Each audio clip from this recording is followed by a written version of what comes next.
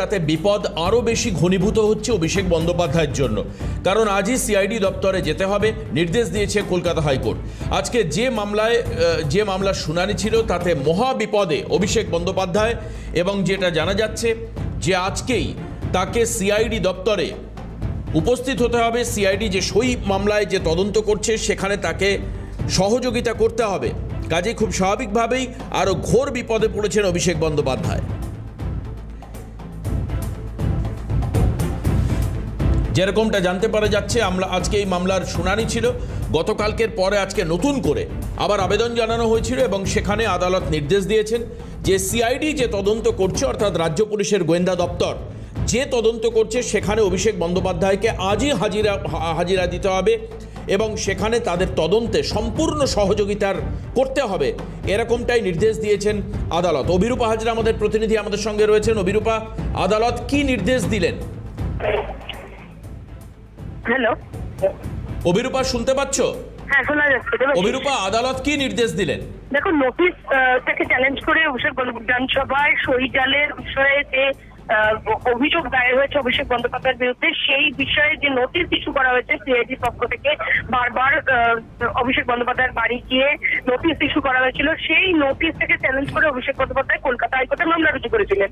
সেই মামলা আজকে বিচারপতি কৌশিক চন্দ্রের এজলাসে ছিল। বিচারপতি কৌশিক চন্দ্র আজকে সাময়িকভাবে নির্দেশ দিয়েছেন যে আজই দেখা করতে হবে অভিষেক বন্দ্যোপাধ্যায়কে সিআইডির সঙ্গে, এবং তার আইনজীবী জানিয়েছেন তিনি দিল্লিতে রয়েছেন, বিকেল 4টায় ফ্লাইটে তিনি আসবেন এবং তারপরই বিচারপতি জানান মৌখিকভাবে যে তারপরই তাকে সিআইডি দপ্তরে গিয়ে দেখা করতে হবে। তবে আজই অর্থাৎ বৃহস্পতিবারই তাকে দেখা করতে হবে, তবে কোনো কড়া পদক্ষেপ সিআইডি নিতে পারবে না। তদন্তে সাহায্য করবেন অভিষেক বন্দ্যোপাধ্যায় এবং সব রকম তথ্য দিয়ে সাহায্য করবেন।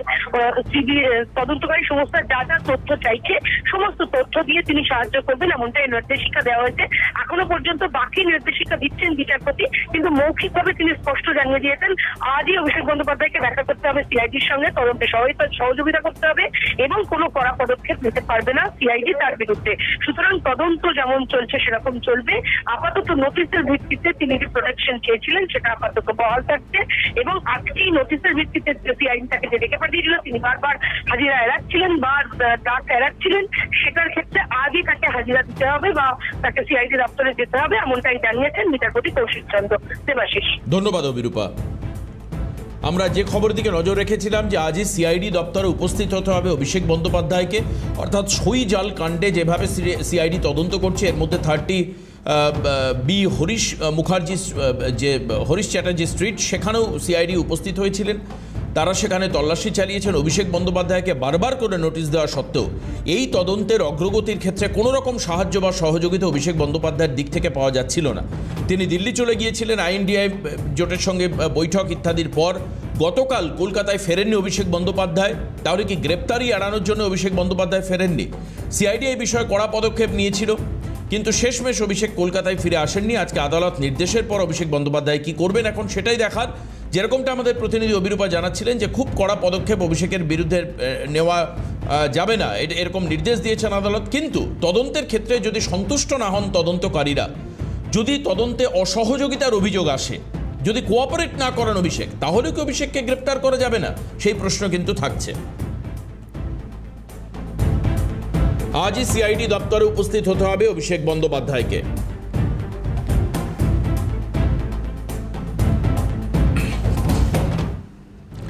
কলকাতা হাইকোর্টের নির্দেশ, এবং নির্দেশের পরেই কিন্তু খুব স্বাভাবিকভাবে এখন অভিষেক বন্দ্যোপাধ্যায় কি করেন সেটাই দেখার বিষয়।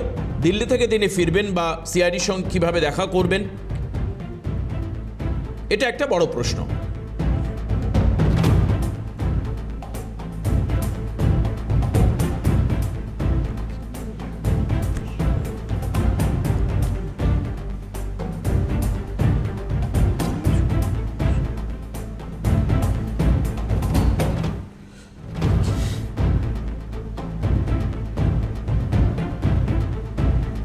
আর একেবারে এই বিষয়ে আমরা কথা বলবো। রাজনৈতিক বিশ্লেষক সুকান্ত ঘোষ আমাদের সঙ্গে রয়েছেন।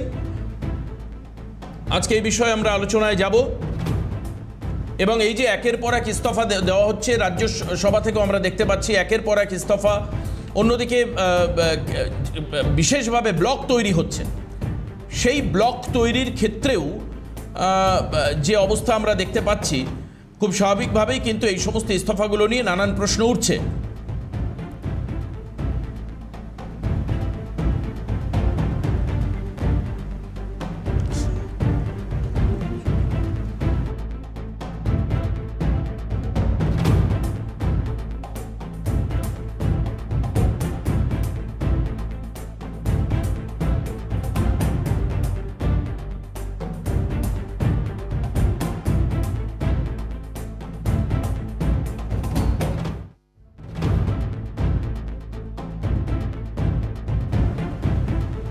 আমরা এই মুহূর্তে কথা বলবো সুকান্ত ঘোষ আমাদের সঙ্গে রয়েছেন। আমি আজকের অনুষ্ঠান আপনাকে স্বাগত জানাবো। এই যে একের পর এক যে অব্যাহতি বিভিন্ন জায়গা থেকে ইস্তফা একটা ধারাবাহিক পর্যায়ক্রমে চলছে, এটাকে কিভাবে দেখবেন আপনি?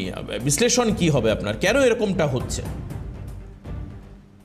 দেখো দেবাশিসদা, মেন সমস্যাটা হচ্ছে তৃণমূল কংগ্রেস তো একটা রেজিমেন্টেড পার্টিও নয় আর ক্যাডার বেস মাস পার্টিও নয়। এবার সে কারণে তৃণমূল কংগ্রেসের একজনই নেতা এবং বা দুজন নেতা, অভিষেক বন্দ্যোপাধ্যায়কে যদি ধরি আমি, আর যেভাবে দল পরিচালিত হয়েছে আমরা জানি যে আইপ্যাক নামক একটা ভোট কৌশলী সংস্থা তার একটা বড় অনুঘটক হিসেবে কাজ করেছে। মূলত সেখানে সমস্যা দাঁড়িয়েছিল যে কেন্দ্রীয় স্তরের নেতৃত্বের সাথে মূলত বিধায়ক থেকে শুরু করে সাংসদ, অন্যান্য জনপ্রতিনিধি কেউ কিন্তু দেখা করতেও পারতেন না, এই অভিযোগও তারা তুলছেন। এবার এই যে সার্বিক সমস্যাটা এবং তৃণমূল কংগ্রেসের এই যে 2026-এ এত বড় হার, এই কারণে তারা ভাবছে যে মূলত যেহেতু ঋতব্রত বন্দ্যোপাধ্যায়ের নেতৃত্বে অলরেডি একটা ব্লক তৈরি হয়ে গেছে বিরোধী দলনেতা, এবার সেই কারণে তৃণমূল কংগ্রেস আদৌ থাকবে কিনা, এবার তৃণমূল কংগ্রেসের থেকেই বা তাদের কি লাভ হবে। এবং সবচেয়ে বড় সমস্যা, বেসুরে যারা গাইছেন তার মধ্যে অনেকেই তৃণমূল কংগ্রেসের সব সুবিধা নিয়েছে। কাকলি ঘোষ দস্তিদার তার প্রকৃষ্ট উদাহরণ। এবার তিনি বলছেন যে তার বলার জায়গা ছিল না, বলতে পারতেন না। আসলে একটা দল যখন মানে একটা এই দলগুলো যেগুলো একজন মাত্র নেতার কেন্দ্রিক একটা দল, সেই দলগুলোর কিন্তু কোনো গঠনতন্ত্র এবং গণতন্ত্র থাকে না। এবং এই কোনো মতাদর্শ, গঠনতন্ত্র এবং গণতন্ত্র না থাকার কারণেই এই আজকে যারা যে সকল বিধায়ক বিক্ষুব্ধ বলা হচ্ছে বা যে সকল সাংসদরা বিক্ষুব্ধ, তারা আজকে দল থেকে বেরোতে চাইছেন, কারণ তারা কাজ করতে পারছেন না এতদিন। স্যার, আপনার কাছে আমার যেটা প্রশ্ন থাকবে, এরা কি বিক্ষুব্ধ নাকি ক্ষমতার অলিন্দে থাকার যে লোভ তাদের মধ্যে রয়েছে? বিক্ষুব্ধ যদি হতো তারা তো এর আগে আরজি করার সময় তারা বিক্ষুব্ধ হয়ে দল ছাড়তে পারতেন। প্রশ্ন আসছে যখন 26,000-এর উপর শিক্ষক শিক্ষিকার চাকরি গেল তারা দল ছাড়তে পারতেন। আপনি কি এদেরকে বিক্ষুব্ধ বলবেন নাকি সুযোগ সন্ধানী বলবেন? বিক্ষুব্ধ তো বলবো না, এটা অ্যাকচুয়ালি বিভিন্ন চ্যানেলগুলোর একটা ট্যাগলাইন হয়ে গেছে বিক্ষুব্ধ, কিন্তু এরা হচ্ছে ক্ষমতা এবং সবচেয়ে বড় কথা অর্থ, এই দুটোর সঙ্গে এদের সম্পর্ক। মানে যখন দলের ক্ষেত্র থেকে তারা কিছু আর পাবে না বা কোনো ধরনের সুযোগ সুবিধা পাবে না, সেটারই মানে এরা সুযোগ সন্ধানী ছাড়া আর কিছু নয়। মানে সুযোগ বুঝে এরা চাইছে তাদের নিরাপত্তা, কেউ চাইছে কেন্দ্রীয় নিরাপত্তা থাকুক, কেউ, কারণ এতদিন তো অভ্যেস হয়ে গেছে দেবাশিসদা, বুঝতে হবে যে তারা একটা বড় নিরাপত্তা বহন নিয়ে তারা বেরোতেন। এবার তৃণমূলে থাকলে সেটা পারবে না। এবং তৃণমূল কংগ্রেস বিরোধী দল হিসেবে পরীক্ষিত কিন্তু সেভাবে নয়। মানে যারা যারা এসছে 2011 পর থেকে তারা বিরোধী সিটে বসেইনি। এবার তারা চাইছে তাদের যে স্বার্থ চরিতার্থ করতে, এদের সুবিধাভোগী ছাড়া আর কিচ্ছু বলা যাবে না, এক দুজন বাদ দিয়ে। কিন্তু আমি যেটা দেখেছি এদের প্রত্যেকের বয়ান, তাদের প্রত্যেকটা পরিষ্কার যে তারা কোনোভাবেই দলের সঙ্গে মানে কি বলবো, একটা মানে একটা সম্পর্ক তৈরি হওয়া সেটা হয়নি এদের ক্ষেত্রে।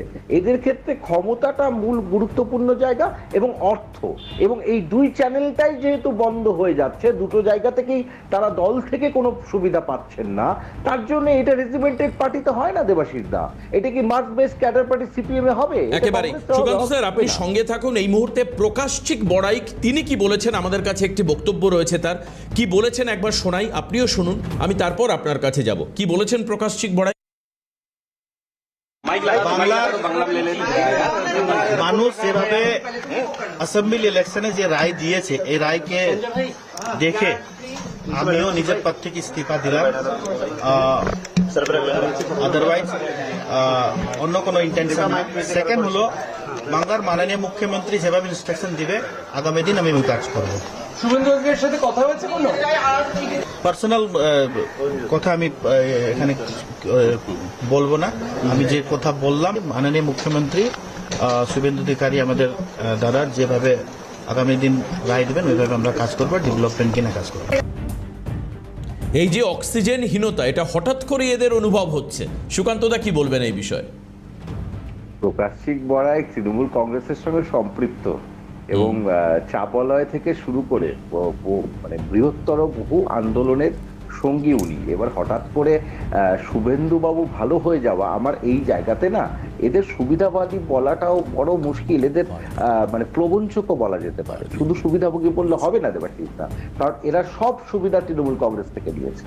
এবার তুমি কাজ করতে পারছো না বা তোমার ভালো লাগছে না, মানুষের ম্যান্ডেট যদি যে যাকে দিয়েছে সে যদি, সেই সাংসদরা যদি পুরো সময় অবধি না থেকে সেই দলের সাথে অন্য দলে বা অন্য কোনো ফ্রন্ট তৈরি করে, তাহলে বলতেই হবে যে জনগণের প্রতি বিশ্বাসঘাতকতা করছেন এরা।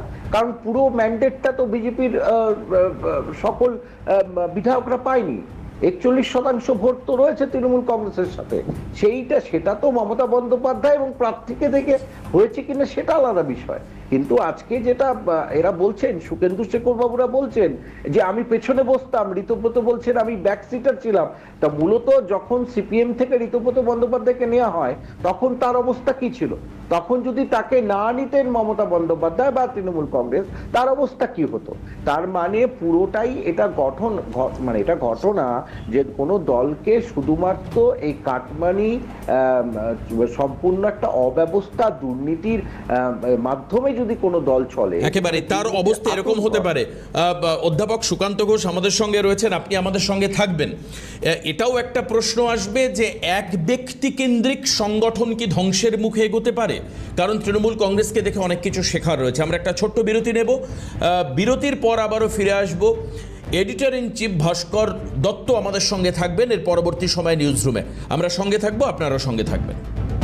আবারও ফিরে আসলাম জিরো আওয়ারে। একেবারেই ধরাশায়ী তৃণমূল কংগ্রেস ভাঙছে, টুকরো টুকরো হচ্ছে একটি 28 বছরের রাজনৈতিক দল, যারা গত 15 বছর ক্ষমতার অলিন্দে ছিলেন।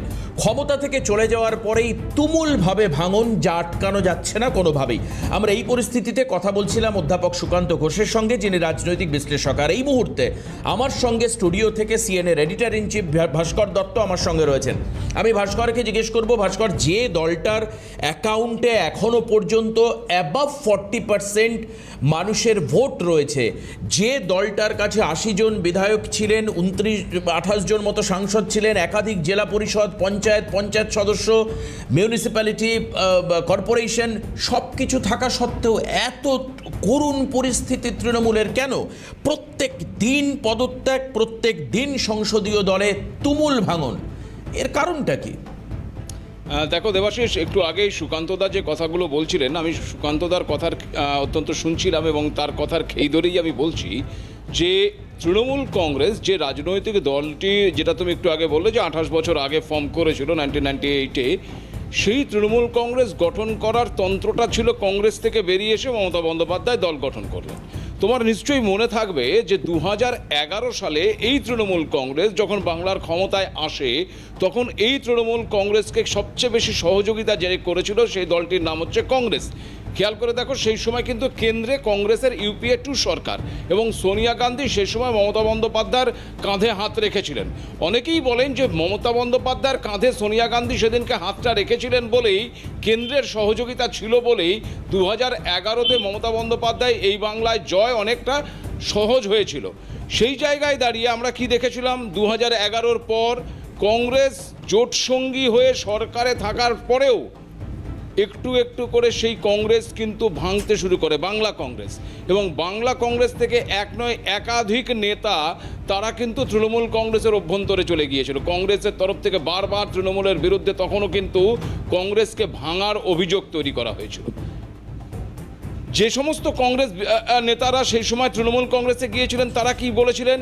তারা কিন্তু বলেছিলেন সেই একই কথা, কি না মমতা বন্দ্যোপাধ্যায়ের উন্নয়নের সঙ্গে সামিল হতে যাচ্ছি, তাই আমরা তৃণমূল কংগ্রেসে যাচ্ছি।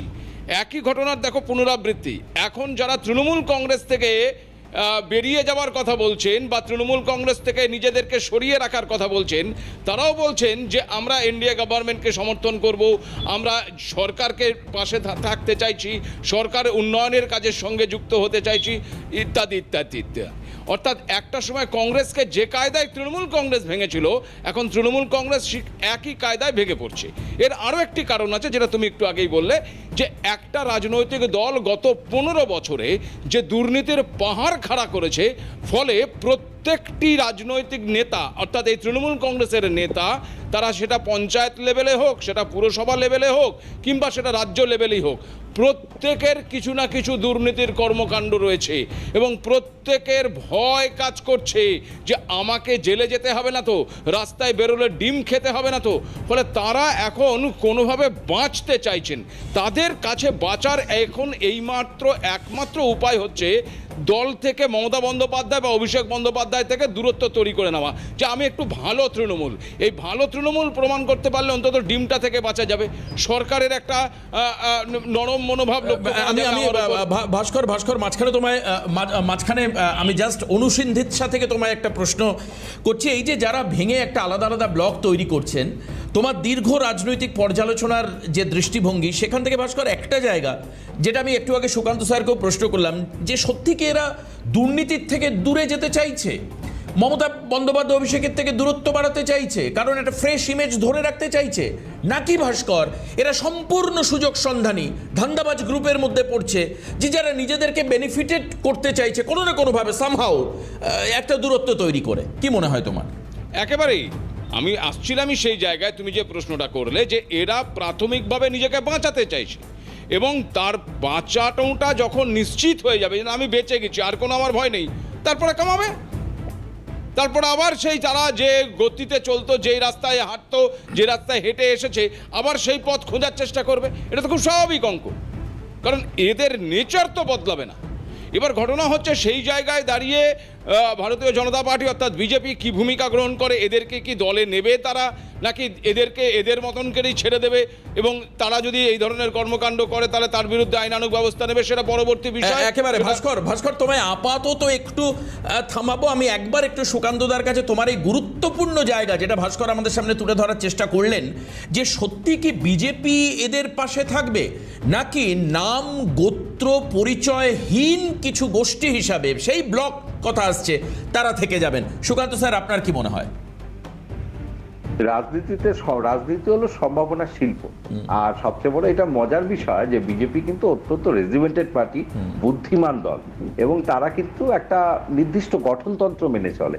এবার এটার পেছনে কি কৌশল রয়েছে এই মুহূর্তে কিন্তু দেবাশিস দা বলা মুশকিল। কারণ আমি কেন বলছি, কারণ এরা কি আদৌ বিজেপিতে নেবে কি নেবে না সেটা তো প্রথম কথা, যেটা সমীপ বাবু ভালো তৃণমূল এবং একটা মানে মন্দ তৃণমূল বলেছে, বা খারাপ তৃণমূল। এবার এটার ইয়াস্টিকটা কি হবে, মানে মানদণ্ডটা কি হবে, এটা আমার মনে হয় অনেকটা দেখবে কোনো বাচ্চা কান্নাকাটি করলে তাকে একটা খেলনা দিয়ে তাকে কিছুটা প্রশমিত করা, তার এই যে আবেগটাকে, সেটা হতে পারে যে কোনোভাবে সেফটি ভালভের কাজ করতে পারে এই ব্লকগুলো।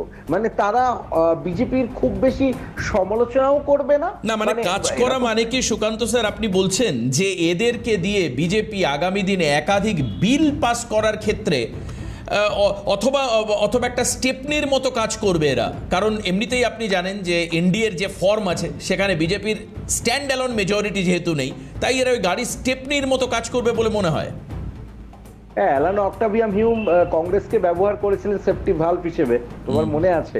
একইভাবে এরাও কিন্তু ব্যবহার হবে। আমি সেটাই বলতে চাইছিলাম যে ডিলিমিটেশন বিল রয়েছে, মহিলা বা সংরক্ষণ বিল, যেগুলোতে বেসিক্যালি বিজেপি খুব ক্যালকুলেটিভ। তারা এদেরকে আমার মনে হয় খুব সহজে নেবে না বা নেওয়ার কোনো ইচ্ছে নেই। এরা প্রবলেমটা হবে এদের যখন তাদের টেনিওরটা পার করে যাবে, আদৌ কি জনগণ এদের মেনে নেবে? একেবারে। আপনাকে অনেক ধন্যবাদ সঙ্গে থাকবার জন্য। অধ্যাপক সুকান্ত ঘোষ ঘোষ আমাদের সঙ্গে ছিলেন। আমি জাস্ট ভাস্করের কাছে যাব, আজকের অনুষ্ঠান প্রায় শেষ করব। এই মুহূর্তে ভাস্করকে আরেকটা জায়গায় জিজ্ঞেস করে, ভাস্কর, কালকে আমরা শুনেছি এটা যে রাজ্যের প্রদেশ কংগ্রেসের সভাপতি শুভঙ্কর সরকার একটা খুব গুরুত্বপূর্ণ কথা বলেছেন। শুভঙ্করদা গতকাল বলেছেন যে আরএসএস এবং বিজেপির বিরুদ্ধে দাঁড়িয়ে সর্বভারতীয় রাজনৈতিক মুখ, সেটা হচ্ছে রাহুল গান্ধী, তাকে যদি প্রধানমন্ত্রী পদপ্রার্থী বা বিরোধী প্রধানমন্ত্রী শিবিরের ক্যান্ডিডেট হিসাবে মানা যায় বা তাকে যদি মুখ্য নেতা হিসাবে মানা যায়, তাহলে কংগ্রেসের কাছে সবাই স্বাগত। All is well, no problem, all is well.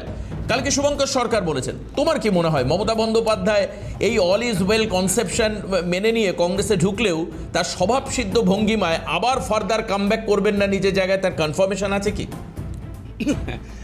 Debashis, প্রথমেই বলবো যে গতকাল থেকে এরকম একটা জল্পনা তৈরি হয়েছে যে মমতা বন্দ্যোপাধ্যায় কংগ্রেসে চলে যাবেন বা মমতা বন্দ্যোপাধ্যায়কে সোনিয়া গান্ধী। আমি গতকালকেই প্রশ্ন তুলেছিলাম যে মমতা বন্দ্যোপাধ্যায় এই মুহূর্তে গাড্ডায় রয়েছেন।